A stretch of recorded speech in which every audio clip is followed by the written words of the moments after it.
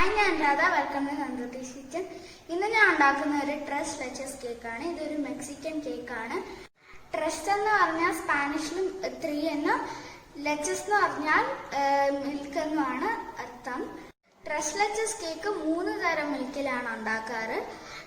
ആദ്യത്തേത് evaporated milk, whipping cream, condensed milk. ഈ 3 തരം മിൽക്ക് ഉപയോഗിച്ചിട്ടാണ് ട്രസ് ലെച്ചസ് കേക്ക് ഉണ്ടാക്കാറ്. ഇത് ഏത് സ്പോഞ്ച് കേക്ക് ബേസിലും ചെയ്യാം. ചോക്ലേറ്റ് വേണമെങ്കിൽ ചോക്ലേറ്റിൽ ചെയ്യാം, വാനില ആണെങ്കിൽ വാനിലയിൽ ചെയ്യാം. ഞാൻ ഇപ്പം ചോക്ലേറ്റ് സ്പോഞ്ച് കേക്കാണ് ബേസ് ആയിട്ട് ഉപയോഗിക്കുന്നത്.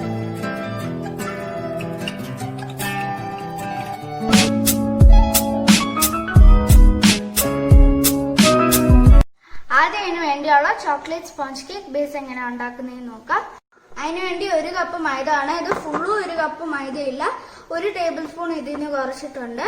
പിന്നെ 1 ടേബിൾ സ്പൂൺ കൊക്കോ പൗഡർ വേണം. നിങ്ങളിപ്പോ വാനില സ്പോഞ്ച് കേക്ക് ആണ് ഉണ്ടാക്കുന്നതെങ്കിൽ 1 കപ്പ് മൈദ ഫുള്ളും എടുത്തിട്ട് ഈ കൊക്കോ പൗഡർ ഒഴിവാക്കാം.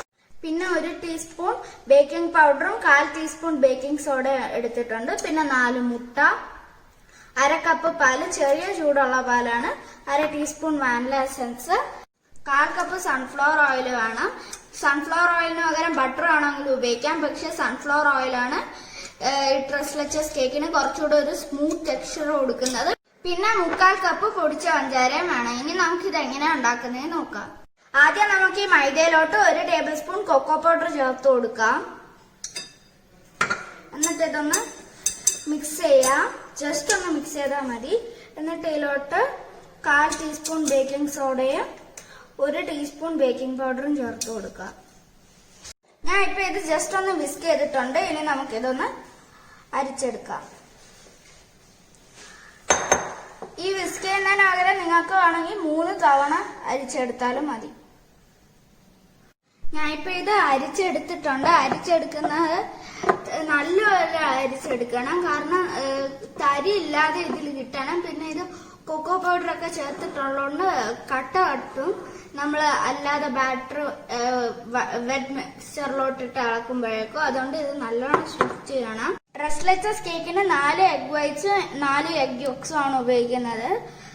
ഇത് സെപ്പറേറ്റ് ആക്കുന്നത് അതിനൊരു സ്മൂത്ത് ആൻഡ് സ്പോഞ്ചി ടെക്സ്ചർ കിട്ടാൻ വേണ്ടിയാണ്.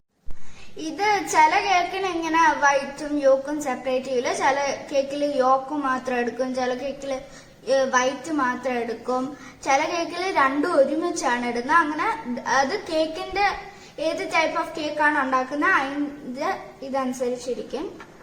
അപ്പൊ ഞാൻ എഗ് യോക്കും എഗ് വൈറ്റും സെപ്പറേറ്റ് ചെയ്യാൻ വേണ്ടി മുട്ടയിൽ ചെറിയൊരു ഹോൾ ഇടുവാണ്. ഞാൻ ഇപ്പൊ ചെറിയൊരു ഹോൾ ഇട്ടിട്ടുണ്ട്.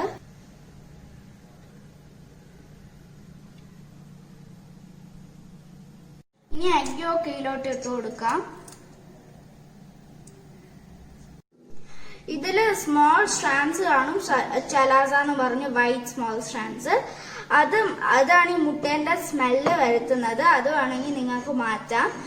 കസ്റ്റാർഡ് പുഡിംഗ് ഒക്കെ ഉണ്ടാക്കുവാണെങ്കിൽ അത് വേണമെങ്കിൽ മാറ്റാം. ഞാൻ ഇപ്പൊ അത് മാറ്റുന്നില്ല. ഇത് മീഡിയം സ്പീഡിലിട്ട് വേണം ബീറ്റ് ചെയ്യാൻ. ഇത് ബീറ്റ് ചെയ്യുന്നതിന്റെ ഇടയ്ക്ക്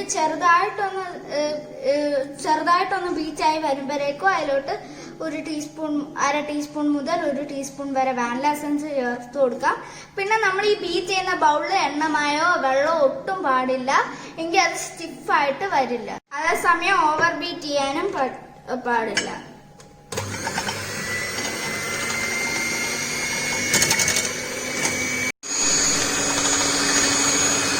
ഇത് ബീറ്റ് ചെയ്തുകൊണ്ടിരിക്കുമ്പോൾ തന്നെ കുറച്ചായിട്ട് പൗഡർ ഷുഗർ ചേർത്ത് കൊടുക്കണം.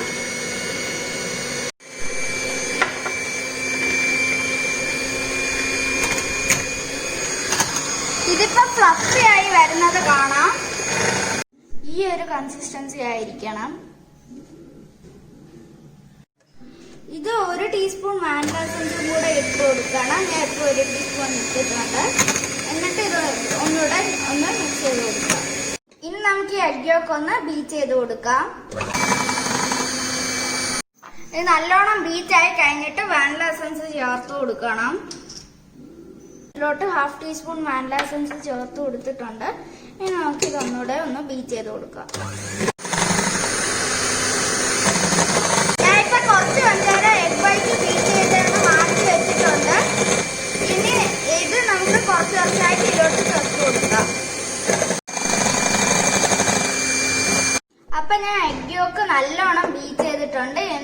ഇതിലോട്ട് 1/2 കപ്പ് ചെറിയ ചൂടുള്ള പാല് ചേർത്ത് കൊടുക്കാം.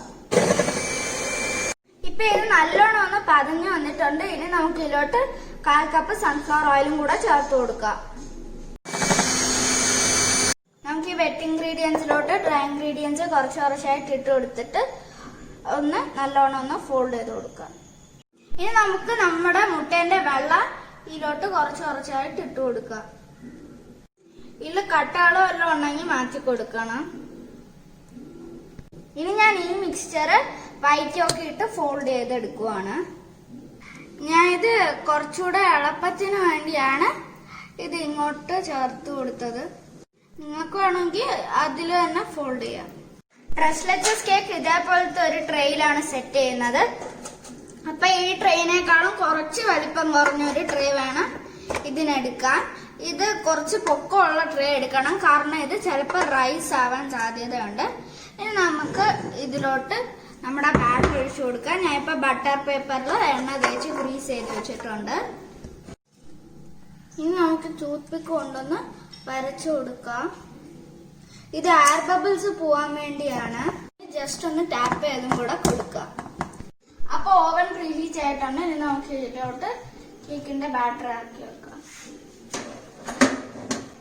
30 to 35 മിനിറ്റ്സ് 180 ഡിഗ്രി സെൽഷ്യസിൽ ബേക്ക് ചെയ്യാൻ വെക്കാം.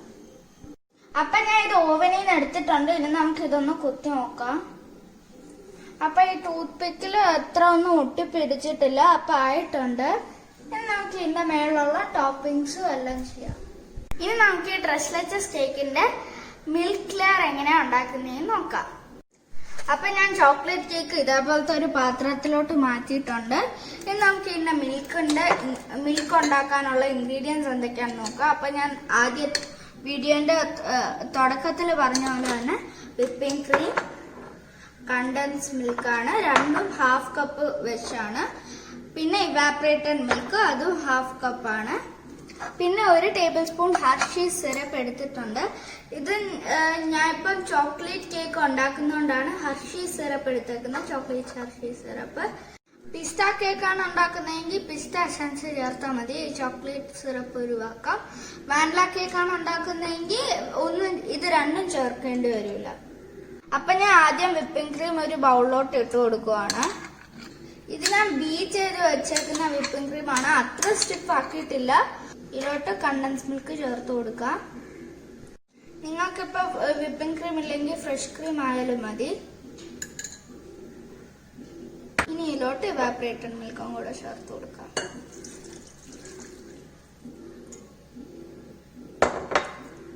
എന്നിട്ട് ഇതെല്ലാം കൂടെ ജസ്റ്റ് ഒന്ന് മിക്സ് ചെയ്തിട്ടാണ് ഹർഷി സിറപ്പ് ചേർത്ത് കൊടുക്കുന്നത്.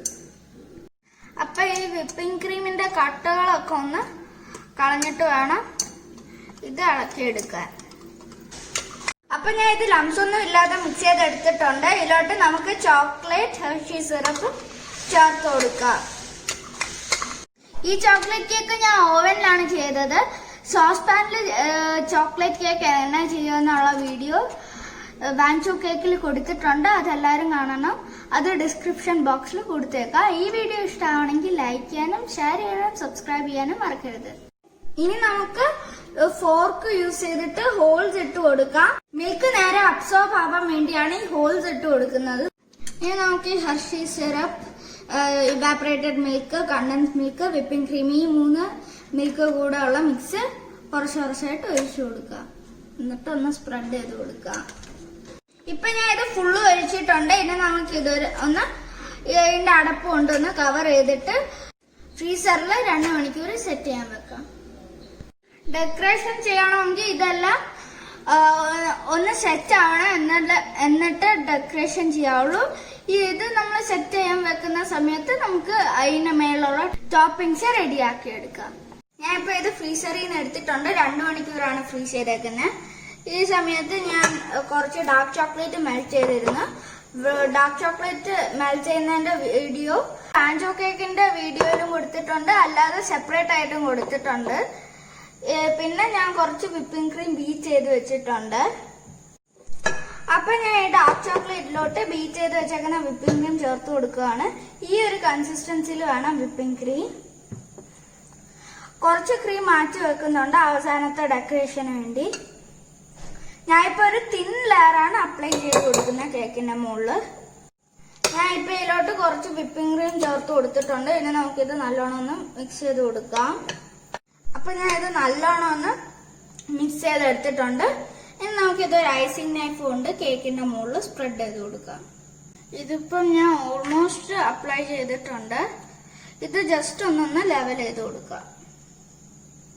ഇത് സാധാരണ കേക്കിനെ പോലെ ടേൺ ടേബിളിൽ വെച്ച് ചെയ്യാൻ പാടില്ല. ഒരു കാര്യം എന്ന് പറയുന്നത് ഇതിൽ മിൽക്ക് ഒഴിച്ചിട്ടുള്ളതുകൊണ്ട് മിൽക്ക് മുഴുവനും ടേൺ ടേബിളിലാവും. സെക്കൻഡ് തിങ് ഇസ് ദാറ്റ് നമ്മൾ ഇതിൽ തന്നെയാണ് സെർവ് ചെയ്യുന്നത്.